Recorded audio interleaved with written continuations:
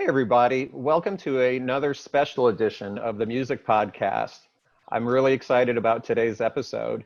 We have a special guest with us, master recording engineer and drummer Giovanni Fusco. Today, we are going to be reminiscing about the history of a music studio in New York City called Tin Pan Alley, which was located on 1 East 28th Street in New York City. So many amazing stories to share. Welcome, Giovanni. Thank you. Thanks for having me, and I'm happy to be here with the gang. This is amazing. Hey, Patrick. Good morning, Darren. Good afternoon, whatever your time zone is. It's morning here. And good morning, Shane. Hey, good morning, everyone. Great to see you. What up, Shane? Before we started recording, you made an interesting point about spending some time at Tin Pan Alley and not fully appreciating some of the history that's affiliated with that studio. Yeah, I'm actually spending a lot of time at Tin Pan Alley. Just to set this up a little bit, the four of us were in a band in the mid to late 90s called Fuzz Box. That meaning the four of us here. The four of us here. And our kind of epicenter, so to speak, for rehearsal, demo, recording, a few different records to say, were all done at Tin Pan Alley. And out of the band, I was one of the youngest members, I guess the youngest member. And coming in at the time, to me, it was just like, it was a great studio, but it was just another studio. And I don't think I had an appreciation until recently, the history of the studio as Tin Pan Alley, and then what it was in the 80s as Stickworks. Patrick and Giovanni probably have great stories to tell. And I'm interested really just as a viewer to watch this back, to learn a little bit about the place that I spent 4 or 5 years of my life doing countless demos, not only with the three of you, but solo kind of projects, helping out other guys at the studio, session work, and just hanging there for 3, 4, 5 years. It's also important to mention that I met my wife there, and now we have 2 beautiful children. So there's so much that happened at Tin Pan Alley that if it wasn't for this studio and the guys and the fact that this was our hub, life would be a lot different, you know? So really looking forward to jumping into this. But I think I just want to hit one more time. At the time, I didn't necessarily have like an appreciation. You're kind of living in the moment, and you're worried about the, you know, now and the future and your career and the music that's happening at the time. And to come to find out, some, you know, iconic recordings were just happening there at the same time or a year before. #1 records from the Beastie Boys and all the sort of stuff that we'll get into. And it was going on, and I was just like, okay, whatever. This is just where me and the guys hang. But looking forward to getting into this history a little bit. Well, let me say this, Shane. I had no idea about you meeting your wife there. I really didn't. And oddly enough, so did I. You're kidding me. No way. You met Shane's wife there? No, I met my own wife there. Well, he did meet my wife there, but He just didn't know it. Yeah, exactly. Well, I met her there in 1996 before I was in Fuzz Box. So I was there recording. Okay. So this was early. I mean, you of course were there all the time. You were there, a staple. I was working on a project with Patrick and another friend of mine.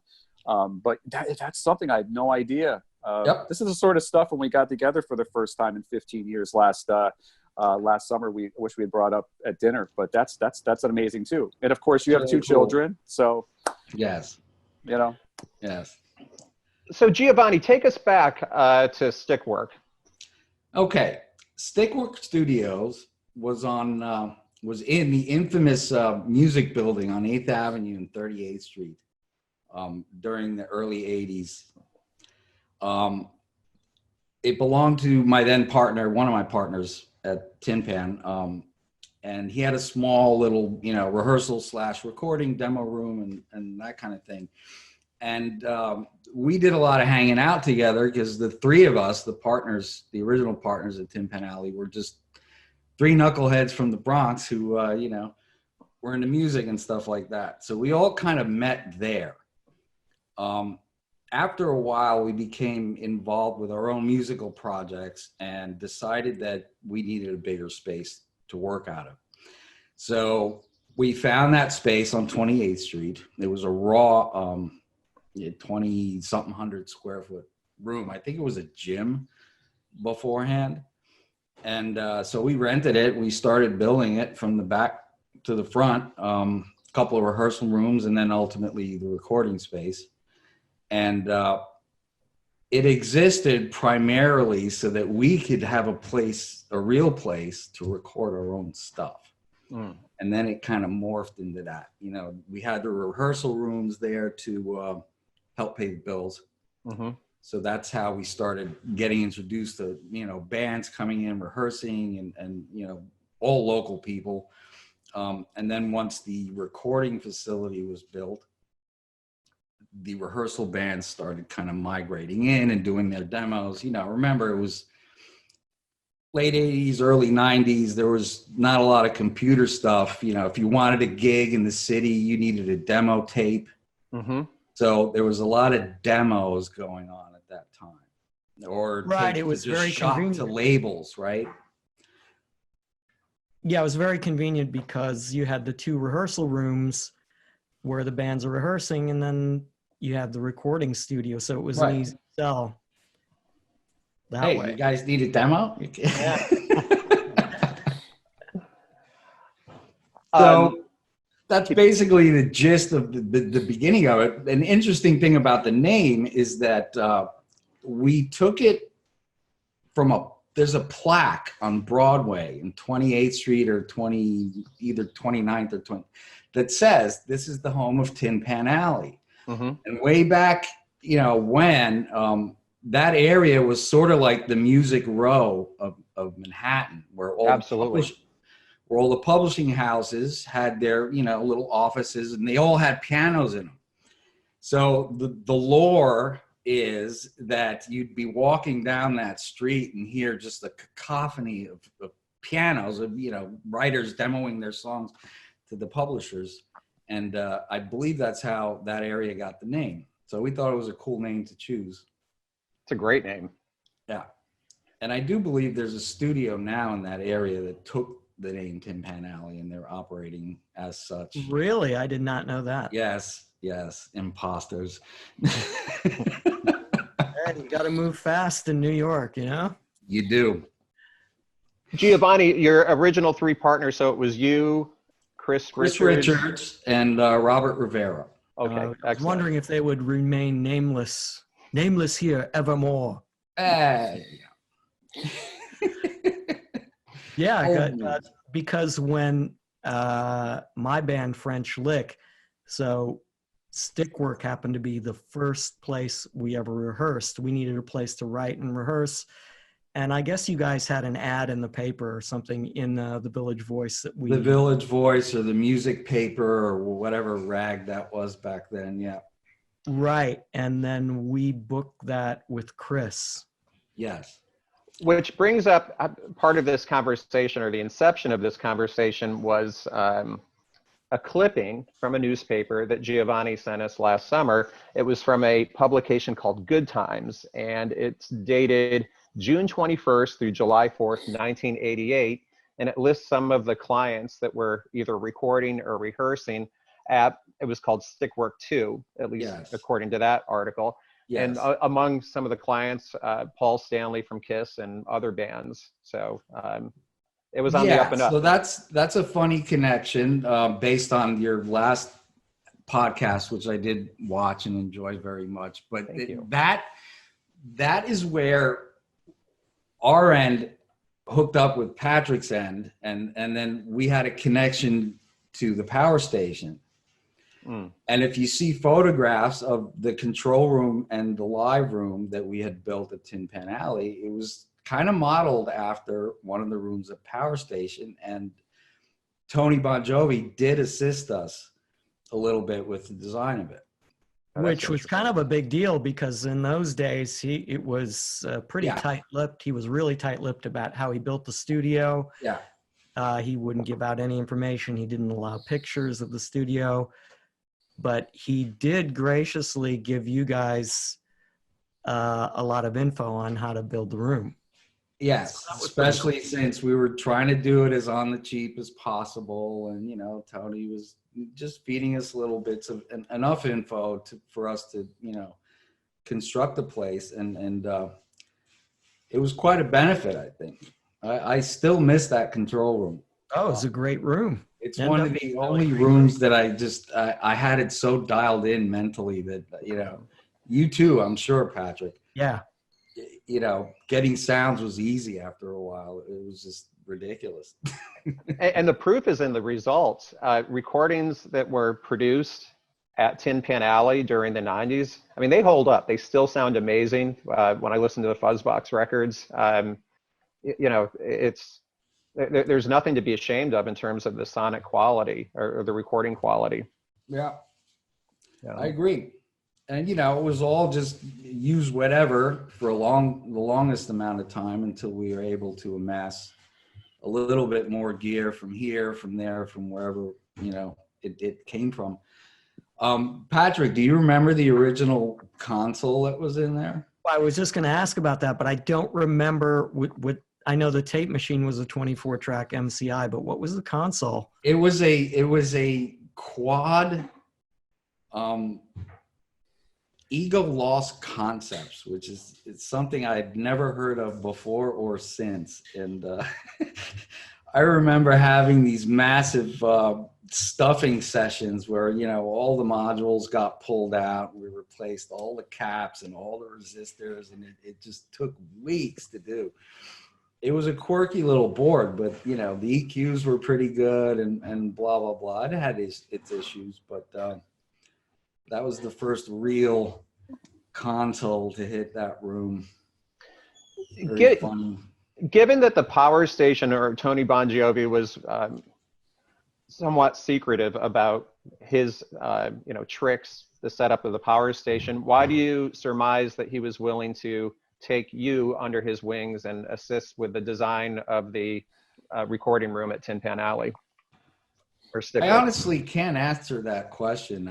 You know, Chris probably had a lot more to do with it than anybody else. Mm-hmm.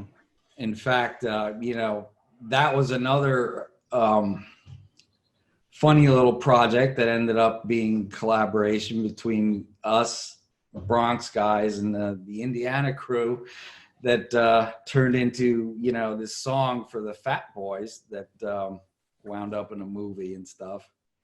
Right, a Nightmare on Elm Street Part 4. Yes. We collaborated on a song, and when I say we, I mean French Lick with Giovanni and Chris, and I think there was another rapper involved, I'm not sure, but it ultimately was the Fat Boys.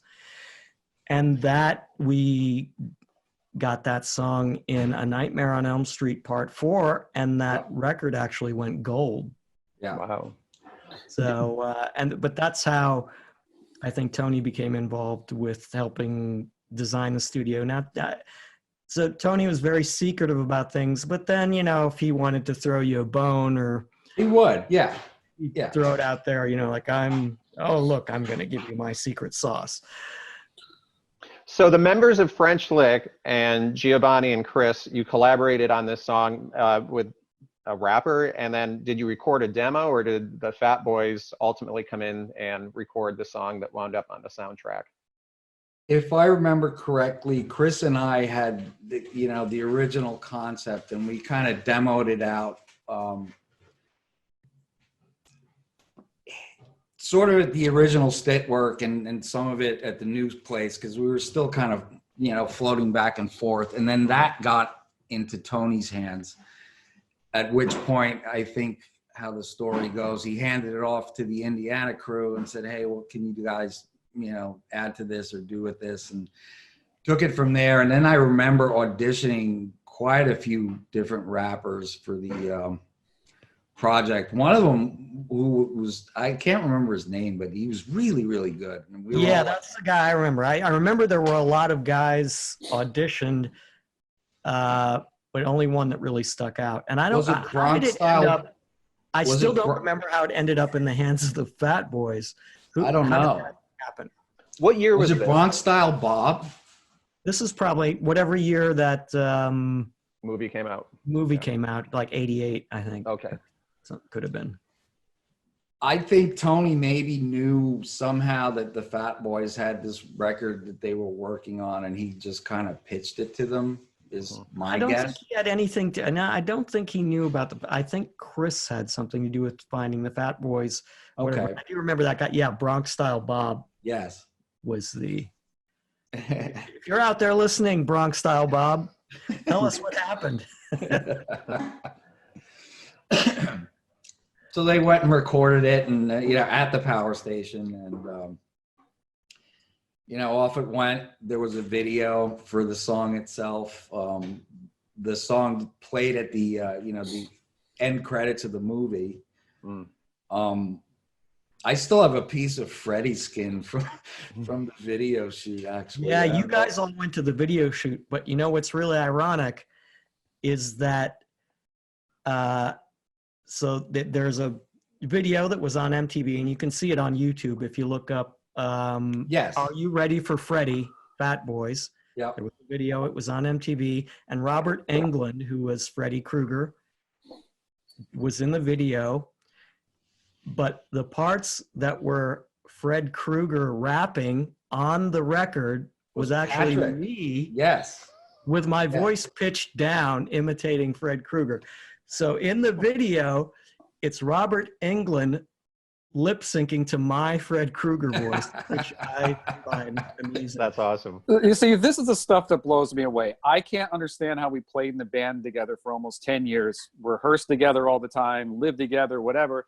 And somehow I can't recall ever talking about this sort of funny stuff. Right. I mean, that's just an amazing little tidbit there.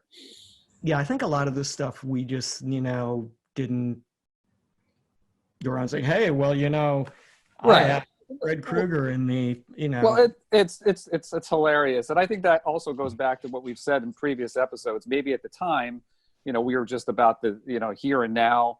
Yeah. And the recent past was just the recent past. You wanted to move on, and it wasn't even something maybe even worth talking about that much. Right. Although I remember the gold records in the studio and the Fat Boys and the Beasties and all this sort of, wall plaques and decor, but not necessarily understanding the history of it.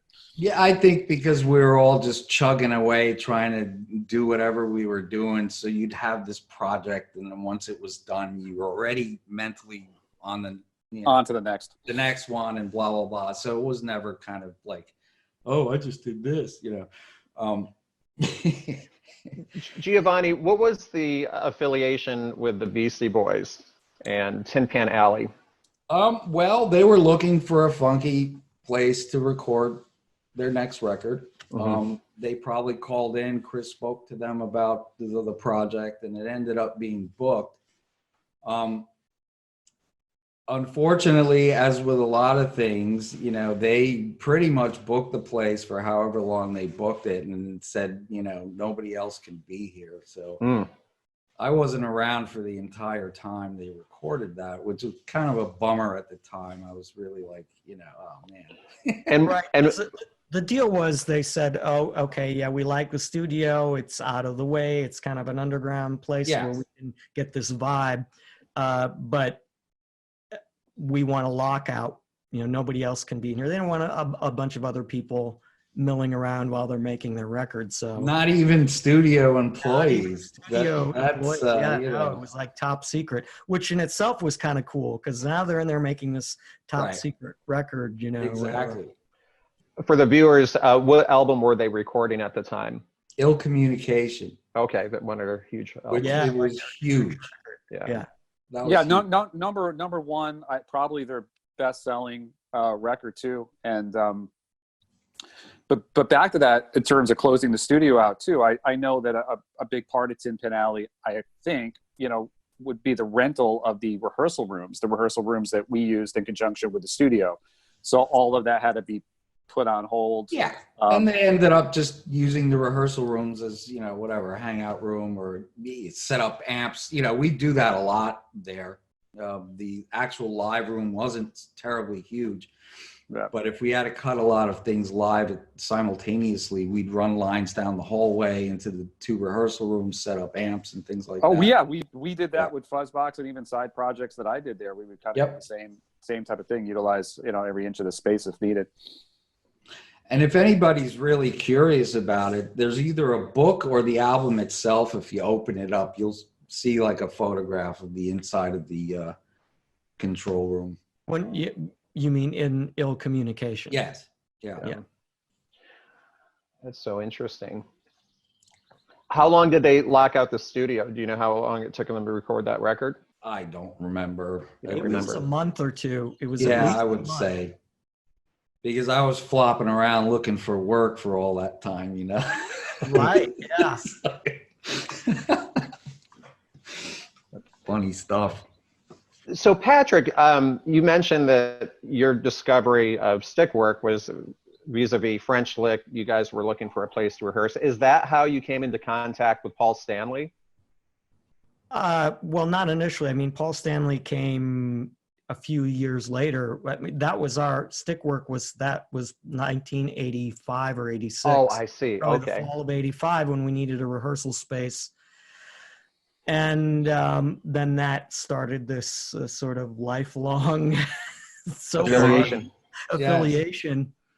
And we never, I remember we went maybe to one other place when we had to do some rehearsals because it was closer to Power Station. But for the most part, we always used Stickwork. We did our demos there. We did stuff for the record company there when we were going to get signed and they wanted us to do more songs.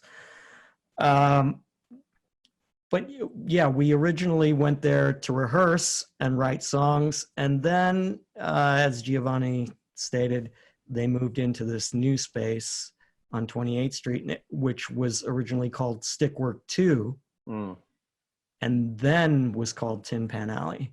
Yeah. And Paul Stanley did rehearse that band that he was producing, later on. I don't remember what year that was, but that's probably the band you were talking about. Yeah, that's like 1989 or something. In the last episode. Years later, and I don't remember exactly how the tape got into his hands. I don't know if Matt's girlfriend, Susan, at the time knew him. Right. It was something like that. Mm-hmm. And then it turned out he was rehearsing with that. I think she knew the band, but I don't want to get this wrong. And then she hooked it up so that they could rehearse at Tin Pan Alley. Right. And then while he was there, he got a hold of our tape and. Mm-hmm. And before we get off the whole Kiss thing, I know you guys are all like really big Kiss fans and stuff. I myself was on the same side as the rest of the French Lick crew. I never really gave them much thought at all growing up and stuff like that. However, Ace Frehley did grow up in the Bronx, 2 blocks away from where I grew up. Okay. Which is an interesting kind of thing. And when we were teenagers, we used to deliver groceries for the local supermarket, and Mr. and Mrs. Frehley were one of the places we delivered to. And it was just kind of funny to go up and you ring on his bell, and Ace Frehley's dad would open the door with a Kiss baseball hat on and stuff like that. That's hilarious. And of course, the Ace Frehley lore in the neighborhood was, huge, how he hang out in his fire escape, practicing guitar, blasting his amps out the window and all kinds of crazy stuff. I'm sorry, but I remember you even saying back in the day when we were in the band together, yeah, you were never really into Kiss like the 3 of us were. Right. I don't know why. Just what neighborhood in the Bronx was that, G? The Bedford Park / Marshallou Parkway area. Okay. He was on Marion Avenue. I was on Bainbridge Avenue. It's just 2 blocks apart from each other. It's kind of funny. That is now, funny. when you guys deliver groceries, did the elder Mr. Frehley ever come to the door with Kiss makeup on? No, not the makeup. He wore the ball cap, but not the makeup. Giovanni, how did Stickwork transition into Tin Pan Alley? Like, was that a change in management or ownership? No, it was the same bunch. We just decided that Stickwork 2 was not a very marketable name, and you know, didn't roll off your tongue nicely. So we said, yeah, we gotta change the studio's name. And, you know, we embarked on some kind of a, you know, I wouldn't even call it an advertising campaign, but we started hitting the local newspapers with ads and stuff a lot. And, you know, but Tin Pan Alley as a name I thought was a really nice fit. It's much better. Yeah. That's unquestionable. Yeah. Yeah. However, the Stickwork name now sticks in my mind. Another example here, how I'm putting all this together. I used to read, you mentioned it earlier, Good Times, and that was a more or less a Long Island-based music publication. Right. It's like a very miniature version of the Village Voice, like the Nassau, Suffolk version of it. Yes. I used to read it all the time. And my friend Peter, that Darren and I played in another band with, he grew up on Long Island and went to college where we lived in upstate New York. So he would bring Good Times up, and I would read it, cover to cover. And now I remember Stickworks being mentioned in it all the time, whether there'd be columns about bands recording there or ads. This all kind of makes sense now. It rings a bell. And now I just like putting it together that this was actually Tin Pan Alley, or became Tin Pan Alley. Yeah, back then it was something that just had to be done. Even though, a lot of the bands that came through there were word of mouth for the most part, which in the end, I guess we preferred it that way because there was little history and referrals and things like that, instead of just wild calls coming in off the street and you don't know who they are and that kind of thing. But at the time, yeah, you had to stick a weekly ad at least in one or two of the little papers just to keep the name out there. Yeah, most of it was referrals, which was cool, but there were the occasional people would call in. Yeah. I don't miss the rehearsal room aspect of it at all, I'll tell you that. But from a business model, that was an important part of it, right? Keeping those rooms in, yes. And then potential clients and all that sort of stuff, and having that was the math. Yes, that was the math, the initial idea. Though, in reality, because it wasn't an SIR type of situation, there wasn't a lot going on during the day. So you really only had, the after work hours in the evening to book those two rehearsal rooms. Is that why Fuzz Box used to have a rehearsal at 10:30 in the morning or something that we used to do all the time? Yeah. That's exactly right.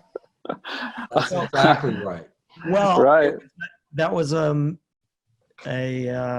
number of factors. One was that G and I were the engineers and studio managers, so it had to be when there was no one else in the studio booking the room and when we weren't working. So right. Now, that said, we did have a bunch of real rehearsal clients that would come in throughout the day. These are people who did not have day gigs and things like that. Like Tribe Called Quest used to rehearse there in the afternoons. Mink DeVille, people like that. The Shirts, stuff, local but kind of known acts that would come through there and book fairly regularly. And one of the bigger rehearsal clients we had, all the way from Stickwork to Stickwork 2 to Tin Pan Alley, was Joan Osborne. She was a very, very regular client as a rehearsal person. And I think we nabbed her for a couple of, recordings. We needed background vocals here and there too. Wow. Which was kind of neat, but it was all like one, big happy family. She'd have showcases. We'd all go to showcase and, kind of cheer her on and stuff like that. It was good times. Go ahead, Jim. Oh, Darren, I just also wanted to ask Giovanni and Patrick. I think of Tin Pan Alley and that as a primarily like a rock studio. But it sounds like, between some of the, we'll call them iconic recordings that happen there, with more hip hop artists or, little people left of center, primarily, and even some classical recording stuff that was done there, even my time. So in terms of the client base and the genre? Was the studio more suited for rock and kind of organic music like that, or did you have just a vast amount of different types of artists coming in and recording there? We had a decent amount of variety as far as music goes, but I'll go out on a limb and say we were best suited for music that was performed by humans. Mm-hmm. For the most part. That's not to say, you know, we couldn't set up a few turntables and samplers and things like that for, you know, rap and what else. But either we just didn't appeal to those acts, or, you know, we weren't pursuing those kind of, I don't really know why. Well, you know, from my recollection, it was mainly rock bands, you know. But, you know, I've done bluegrass there. I've done this Chinese sort of gamelan weird instrument thing there. There was a lot of variety, you know, some classical quartets and There was, yeah. You know, which I found very enjoyable. And, you know, from an engineer standpoint, it really keeps you on your game when you're doing a hard rock band for 2-3 weeks in a row, and then you get this, you know, little bluegrass thing in there all together in the same, I gotta make this sound good now. Well, I'd imagine that would maybe help as with ear fatigue. I'm not an engineer like you and Patrick, and never really did much of that sort of work. But I would imagine, you know, ear fatigue, so some sort of, you know, variety would be helpful. Yeah. What's that you say, Sonny? Well, it does clear the brain a little bit. You know, on the subject of rap, we did have one rapper that called Chris at like, you know, 1 a.m. desperately needing to edit a 1/4-inch reel for some show that he was doing. And so Chris went ahead and booked it. Mm-hmm. And, you know, when we started out, I was not an engineer. I was mostly a musician. So all of this recording stuff, I just kind of picked up as we go. So Chris was busy, and, you know, I had never really done much editing on tape. So he books the thing, and I had to go down there and do it. And who did it wind up being? Was Ice-T. Wow. Oh, wow. So that was like, okay. No pressure. Trial by fire. Yeah, he was pretty big at the time too, and I don't even think I realized who he was until like much later. I'm like, oh crap, that was Ice-T. All right, nice. Did you pull off the edit? Pretty much. I won't say that he was 100% pleased, but, you know, his tape didn't end up, you know, mangled mess on the floor either. So Right. So the last time I recorded at Tin Pan Alley would have been circa like 2002 in that vicinity. And I know that at that point, the big room, the large rehearsal space in the back, was being rented out by Mick Jones from Foreigner. Yes. And then also, I think the Black Crowes had some affiliation with the space at some point. They did. So maybe you could talk about those two situations. They did. Pat might know a little more than me, because at that time, my tenure at the studio had finished, and I had moved to a loft on 21st Street and built my own little you know, recording space there. So I was more of an on-call sort of thing when it came to that. But yeah, I know for sure that those two people did have some involvement there as far as renting long-term the back studio. Right. And I wasn't there, you know, by that point either, but Matt, who was the guitar player in French Lick, I think I'd mentioned in one of the other podcasts, had gone on to become this technical amplifier guru in New York City, and had quite an extensive and impressive client list. And he took over the studio, Tin Pan Alley, with another partner.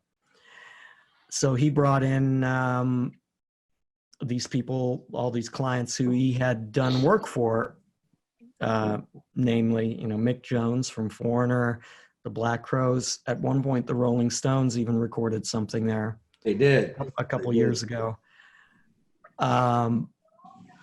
So that's how those people ended up there. And it was cool because it's an out of the way place. Mm-hmm. There's no sign out front or anything that says Tin Pan Alley. It's on the 3rd floor. It's actually across the street. It's a weird area because you got Fifth Avenue right there, which is kind of the crown jewel of New York City. But then you get on to 28th Street and there's a welfare hotel there. So it's a juxtaposition of two different worlds. Right. When we first moved in there, that little strip of 28th Street was really, really Funky. sketchy. Yeah, and for people that are watching that are not from the New York City, you know, you have to understand that the transformation that happened from the late 80s to the late 90s and to now, it's like in a completely different world. You know, I mean, there were just these really sketchy blocks. And even during the time of Fuzz Box, that particular block was still a little bit iffy, although probably much better than the days of Stickwork or the early days. And then also in Manhattan, just generally speaking, there were a lot of rehearsal studios, there were recording studios, and then with all of this home recording and the real estate in Manhattan just becoming untouchable, you know, all of these studios were just disappearing, rehearsal studios. I don't even know if there are rehearsal studios in Manhattan anymore, if they've been pushed out so far into deep suburbs, or if they even exist anymore. Right. It seems like it'd be just for, I mean, that's why they had to, eventually that studio closed down like every other studio, because the real estate just became too expensive. Even back in the day, I can remember going to court with Chris because over rent disputes with the landlord, because it was just so expensive, and, you know, trying to raise the rent. Yeah. Ridiculous amounts of money. Ridiculous amounts. And so, you know, you figure like any place like that, you've got rehearsal rooms that you're charging whatever, $15-20 an hour, and you have to, if they're not booked all the time, you've got this rent you have to pay at the end of the month. And there was a cap on, you know, what you're able to charge people by the hour for rehearsals too. So yeah, which was based on whatever the going rate was, and you're always getting undercut by some other. Yeah, that's the law of the jungle. And remember this too, like Manhattan, where it's so expensive, it really gets difficult. Yeah, and there were also a lot more places to play as a band out in Manhattan then. Right. So it kind of fed off each other. You know, you had rehearsal places. You had bands would rehearse and record because there were places to go gig. And actually buy equipment. Another, you know, part of New York City history, 48th Street, all the music stores, everything. It no longer exists. They've all closed. All the iconic clubs in the Village. I mean, most of them are tattoo, parlors or whatever. I mean, so much has changed or knocked down, and these iconic venues they're condos, and it's unimaginable to think how in 2019, 2019 or 2020, that a recording studio could exist in a place such as Manhattan. That just doesn't even seem possible. But the whole scene is it's so weird. It's a shadow of what it was. A place that's supposed to be the center for arts and culture can't even support like BB King's in the middle of Times Square. It can't even support one blues club like in the middle of Times Square because it's so the rent is so outrageous. It's kind of sad, but even that, it wasn't exclusively a blues club. I mean, that was a rock venue where you had national acts coming in. I mean, Times Square, and to see that, and Roseland, and a lot of these places all close and become condos or whatever. It's kind of depressing. When did Tin Pan Alley officially close its doors, or was there a definitive date when business ceased? Yeah, there was a definitive date. At least 4 years ago or 5 years ago, Patrick. I remember Matt telling me about it. you know, he's like, all right, we're done. And sadly enough, I don't know what it is now, but that floor, the third floor there, was gutted, and it became a virtual golf facility. Huh. We should all meet there next time and just, you know, go play a few rounds of miniature golf or whatever. You know, I remember when that happened, and my bet, with all respect to the current owners of that, my feeling was that wasn't going to last very long. But I'll have to look into that. But the fact that they made it to even like 3 or 4 years ago, in terms of having it still be a recording studio with everything probably that's happened, longer than that. Well, that's well, even 5 years. I think I was talking to Matt about a project in 2012. So I mean, to make it that long with everything, with the home recording, and you know how you could do everything on a laptop these days. I mean, it even says something to even last that long. That's quite a history. It's a lot of sweat and a lot of, you know, work. I mean, but you're right to think we started that place in 1987, and it lasted all that time by hook or crook, pretty much. That's a big deal in New York, you know. It is. That's Definitely really is. something to be proud of. Yeah. Well, I think this would be a good place to wrap up this particular episode. If by chance you're interested, Fuzz Box does have an Instagram page, and on our page there's some pictures of Tin Pan Alley back in the 90s if you're interested in seeing the recording room, and some pictures from different recording sessions. That account is fuzz_box_official. And check that out. I think we need to have a follow-up conversation. There's more to uncover about Tin Pan Alley. Thank you for watching, and thank you for being here today, everybody. It's just great to see all of you. All right, looking forward to part 2. Good to see you guys. Yeah, for sure.